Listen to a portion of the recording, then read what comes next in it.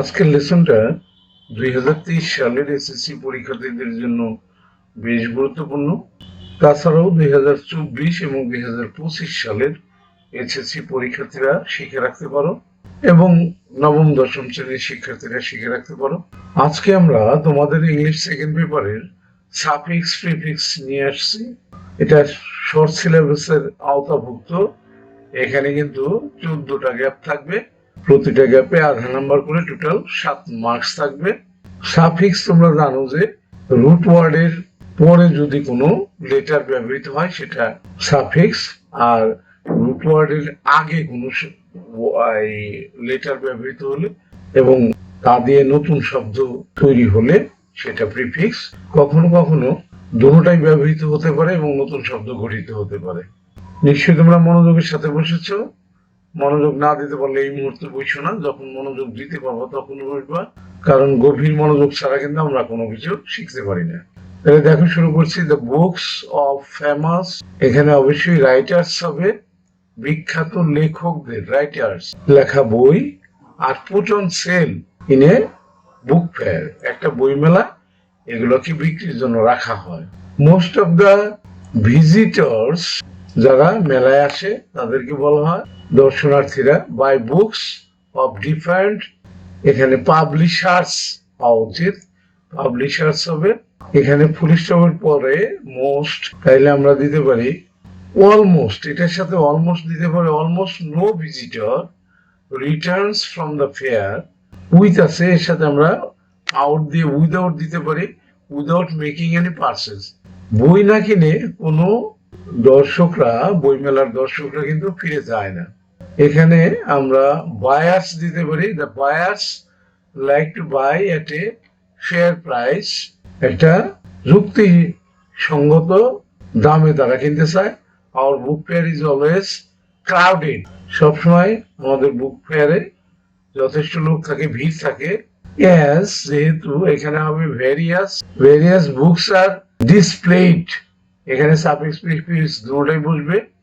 Dish আর ed, displayed in a fair, যেহেতু বিভিন্ন ধরনের বই মেলায় সাজানো থাকে। The buyers get a scope, ক্রেতারা একটা সুবিধা পায়। টু চুজ বুকস, বই পছন্দ করার একটা সুযোগ পায়।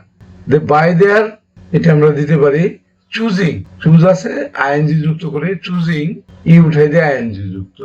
The choosing books after a long search, বেশ খোঁজাখুঁজির পর তারা তাদের পছন্দ মতো বইটা কিনে।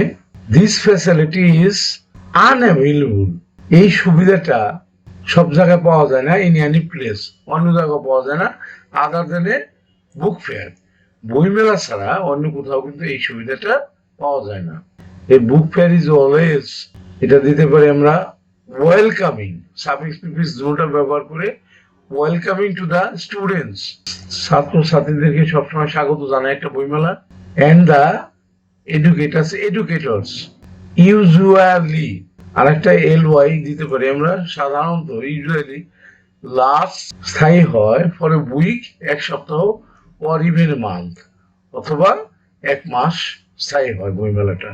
তাহলে তোমরা দেখলে যে আমরা দাঁড় করালাম সাফিক্স প্রিফিক্সটা। এবার আমরা পরের শিটে যাব। পরের শিটে গিয়ে দেখব যে আমরা যেটা দাঁড় করালাম সেটা সঠিক হয়েছে কিনা। চলে যাই পরের শিটে। চলে এলাম পরের শিটে। দেখো, the books of famous writers, এটাই লিখেছিলাম আগে। আর put on sale in a book fair. Most of the visitors, এটাই বলেছিলাম। Buy books of different publishers, এটাই বলেছিলাম। অলমোস্টই বলেছিলাম আগে শিটে। No visitor returns from the fair উইদাউটটাই বলেছিলাম। Making any purchase, the buyers like to buy at a fair price, এই বায়ার্সটাই কিন্তু বলেছিলাম আগে শিটে।